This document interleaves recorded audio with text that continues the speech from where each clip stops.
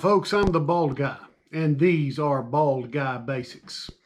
Today's video is about starting out your collection of tools. This is not geared for you guys who have, you've been doing the fix-it-yourself stuff for years, you've collected tools for years. This is actually for guys that are, or gals, that are starting out. Maybe you've moved out from your parents' home, you've gone to college, you've got your first apartment or whatever, and you're not looking, especially if you're in an apartment or a townhouse, you're not looking to keep up outdoor equipment because there's a homeowners association that takes care of that. But inside the house, there are a number of things that will give you regular challenges. This video was inspired this last week. My oldest stepson, he's bought himself a new townhouse. And the wife and I went and helped him move some of his stuff in. And of course, there are all sorts of projects. We had to disassemble some furniture to move it from one place to the other and reassemble it. There are window shades and curtains to be put up,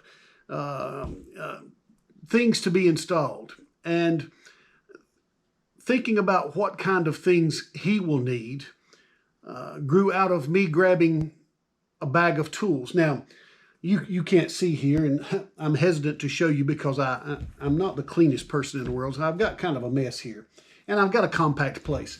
But here where I can see, I have 1, 2, 3, 4, 5, 6 toolboxes, ranging from relatively small to a pretty substantial Snap-on sized box. And yet, when we left, it's a couple-hour journey to where this move was taking place and where we needed to go. So I grabbed my trusty tool bag. I got this for Christmas one year. And, you know, you get a lot of Christmas presents that people, they don't know what to get you, so they can just get something that looks like a guy. I found this to be one of the most handy things in my possession because when I take off to do a project, this is what I grab. If you're starting your first toolkit, and money being certainly an issue, what should you put in it? What should you have on hand at almost any time? Well, I've collected a few of the things I think are important, and I'll tell you why as to each one. Well, I'll tell you why when it needs telling why. You need a hammer. This was a hammer that belonged to either my dad or my granddad. It's been around forever. We've had to tighten it up here because the handle has gotten loose, so there are wedges. There's even a wood screw in there. A hammer works on so many things. If you're hanging pictures with nails, you're going to want a hammer. If you know, there's 100 different ways to use a hammer. Second thing you're going to need is a drill. Now here's a drill. I've got drills hanging on the wall behind me. I've got 1, 2, 3, 4, 5, 6, 7, 8, 9 in this bottom drawer down here. Each one of them has its own specialty. It has its own use and purpose. But if you're starting out, hanging pictures, putting up curtain rods or the brackets for blinds, get yourself a small drill. Now get a quality one. This is a Ryobi. And it has lithium batteries. I don't much care about the size. I don't care about the voltage because when you're starting out, you're not going to be using this thing to twist off automotive bolts. That's not what you're buying it for. But this little drill has a 2-speed, a slow speed and a fast speed. It's forward and reverse. Lithium battery is a must. And it also, this one's really cool because it has the quick connect. So I can put a number of different bits in this to either drill or to tighten or loosen things. So you need yourself a cordless electric drill. If you're going to have a cordless device, you need to have a collection of bits. Beware, it's not that I would never buy them, but when you're buying your first kit, especially the big box like the Walmart type stores, they sell a lot of these, 128-piece tool kit for everything you need. Well, 105 pieces are bits. Buy yourself a set of bits, and this one just pops open, and you can see I've already got some missing because bits are consumables. They will be used, they will strip out, they will bend, they will be lost. But I have Phillips head bits here, hex head bits, Torx head bits, and flathead bits. which are the majority of what's going to be used. And anytime I take, I've even got a broken case here. Anytime I take my go bag out, I grab a collection of bits, and this one has been great. A set of bits, to me, when I buy bits this way rather than in a big big kit, I'm paying an honest price. So a set of bits, usually you can run these for a matter of $8 or $10. You're going to need some pliers, and I only put 2 pair in here. This is a set of Kobalt lineman's pliers. It is representative of, if you go to, Kobalt is, by the way, Lowe's home goods, home improvement store. Kobalt often will come in a set, and I've got my other ones here. I've got a set of diagonal cutters, a set of slip joint pliers, and a set of channel locks. Often you can find a set like this for a very economical price, but you're going to need at least at least 2 good sets of pliers. I chose the lineman's pliers because not only do they give me a good square point here, but they have a cutter built into them. But the other plier is a set of slip joint, not slip joint, these are Kniplex. These are high dollar. They are most closely compared to your channel lock style pliers. When you buy these, don't skimp for the off-brand stuff. Get something that is a fair bit of quality. The thing that they allow you to do, I can grab stuff about as big as an automotive oil filter down to the very small. So a good set of adjustable channel lock, I guess is the best name. Most people would say, have you a set of slip joint pliers, which have 2 settings. There's the big setting, and they just slide. There's a joint right there. They're fine to have around, but if I'm going to buy one or the other, I'm going to buy this one. Because when I grab my go bag for projects, this is the kind of pliers that I not only take with me most often, but that I will use the most. This one is a little meatier, grabbing stuff, bending stuff, handy. But both of these together, and the cutter, of course, both of these together will cover a vast majority of what you want to do. Now, from my experience this past week, I told you we had to disassemble. We had a desk, a flat desk, and it was it was a standing desk, so you could raise it and lower it. So there were 2 legs on each side and a bracket all the way underneath, and the thing was heavy. So and my wife was helping carry the other end of it, and she didn't need to carry that whole thing. So one of the things that we needed to take it apart, not only was our screwdriver, which I'll get to in a minute, but a set of Allen keys. This is a Pittsburgh set, which means it came from Harbor Freight. And these are metric. These come in both metric and SAE. And a set of these is, $5, $6, $7. I've not looked up the price on them, but they're very inexpensive. And often you can get a set that includes both metric and SAE. But from 1.5 all the way up to 8 millimeter, all in one set. They're attached. That means they're not going to fall off. And for quick jobs, these are really good because I can get a lot of pressure, a lot of leverage on these. This particular grip is a synthetic grip with rubberized little tits on here that really give a good grip. Remember, you're going to have a set of bits for when you can use a power driver. But some Allen keys would be good. And I told you, you should always have screwdrivers, not just an electric screwdriver.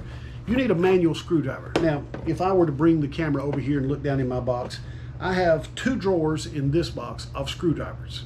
I've got another box over there with, and by the way, these 2 drawers have more than 2 sets of screwdrivers. I know there's 2 sets in the top drawer. 1, 2, and then my little ones. I've got 3 sets here.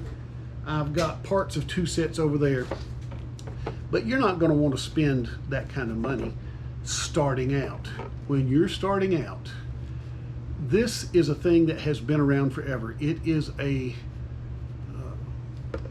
it's not adjustable, I'm looking for the word, an exchangeable bit screwdriver.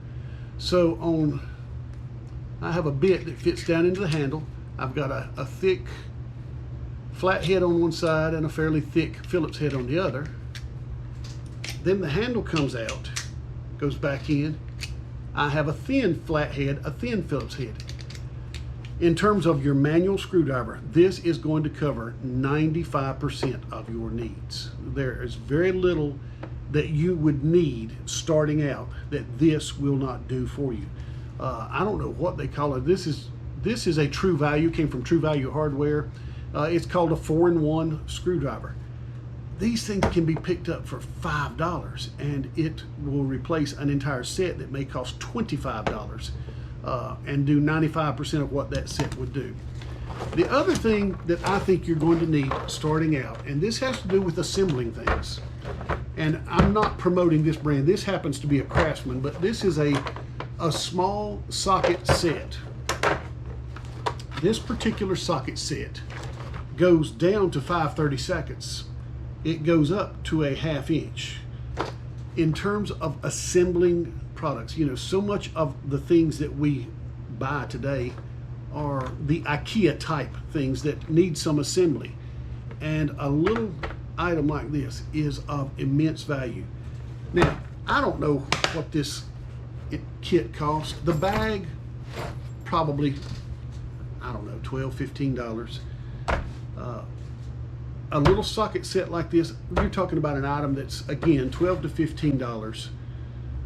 If you get a pair of Kniplex, I don't even know what these cost. These came in my other stepson's toolbox, and he's the one who passed away. These are really high dollar. These are the kind of thing you'd see on a Snap-on truck or a Matco truck. They're very good quality. They come with quite a price tag, but they'll also last you a lifetime. But if you're getting a set of these Cobalts from Lowe's Home Improvements, I think the entire set of 1, 2, 3, 4 pliers here was like $19.99. By the way, approaching the Christmas season, that's when they have a lot of these that are packaged together. So a good set of pliers, you've got $15, $20. You've got $15 to $20 here. You've got another $5 here. So 20, 40, bag, we'll say 55, 60. A couple of sets of these, $10 or $12. So we're at 70. About $10 for a set of bits. We're at $80. Hammers are one of the few things that you can skimp on a little. Be very wary of the hammers that are half this size that you get at like a dollar store, because they're pitiful. But you can get a $12 hammer, 15. So, you know, we're at 70, 85. And here is probably your biggest expense. Now, the Ryobi is going to be a little more expensive. If you're talking about a drill like this, that is, say, for example, 12 volts, Harbor Freight sells these things for $19.95. So we're just over $100, including our bag. And literally, this is the kind of thing that, number one, it's going to last you for years in homeowner usage. And again, let me put my stuff back in here and show you. It all goes in here fairly easily. I'm even going to put all the extra pliers that I didn't pull out of here. So there's the extra pliers. I'll put my hammer, which is the longest item, wants to hang out, and my screwdriver, and I've got everything I need in this bag for $100. A cheap toolbox that really I wouldn't recommend is more than $100. But when I go, you know, at our church the other day, we put up some Blink security cameras. Guess what I carried? I carried my go bag. Had everything we needed.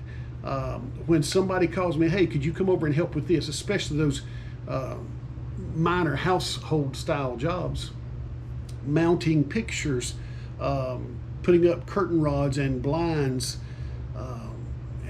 basic repairs around the house, sometimes putting up a little cabinet or securing the cabinet to the wall. This does it all.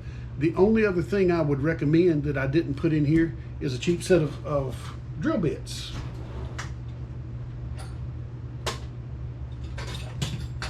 Easily matched. And drill bits are one thing that has come down tremendously. By the way, I've got a whole drawer full of them here. But another set of drill bits for your average work, that is cutting into wood, cutting into sheetrock, cutting into plastic. You're talking very inexpensive, $10. So we're under $120 for an entire kit that will put you ahead of the game. I must admit that when dealing with younger folks, when they're out on their own and they have a project, you know, something needs to be patched, it needs to be repaired, it needs to be assembled, it needs to be installed. And I'm like, well, where are your tools? Well, I don't have any. Well, guess what? You've got to rectify that at some point. And I think that's a good way to get started with the basics that I'm going to use 90% of the time. As you get older, as your possessions increase, yes, you're going to need some more specialized tools, and that will come with time. But this is the kind of thing that not only is going to do you for a long time, but it is so very convenient. In fact, before doing this video, I had to run out to the truck because so often this is in the truck and it takes up so little space, I forget about it. So I go to the back floorboard and there's my toolkit, so I grabbed it to bring and show you. So there are a lot of other things that you might need. A razor knife. I forgot where I got this, but this was probably something like a Lowe's Hardware. The really nice thing about this one is it has a little compartment in the side where I can put about 20 blades. That's number one. And the second thing that's nice about it, when I extend my blade, there's a push button on the side here. I can push the button. It is a tool-free blade change. So I don't have to carry something extra with me. And other than that, a good flashlight is also one of the things you're going to want to add. That's going to not only be in your toolbox, it's going to be just about everywhere in the house where either when power goes out or you find yourself in a dark corner. So a good flashlight is always something to have. That's all I've got for today. I hope this helps you as you start building your toolkit. And I'm going to look soon at a variety of toolboxes based on what I have here, which means I've got to clean them up to show you. But I'm going to show you which toolbox I would recommend for the person who's wanting to dedicate, you know, a fair bit of space, not just a little carry-on toolbox, because that's what this is. But if are you ready to get a roll-on toolbox, we'll do that video maybe next time, and I want you to see the ins and outs of cheap toolbox versus medium level toolbox versus really big toolbox. We'll talk about that next time. If you like these videos, I hope you'll leave us a like. I hope you'll also subscribe to the channel.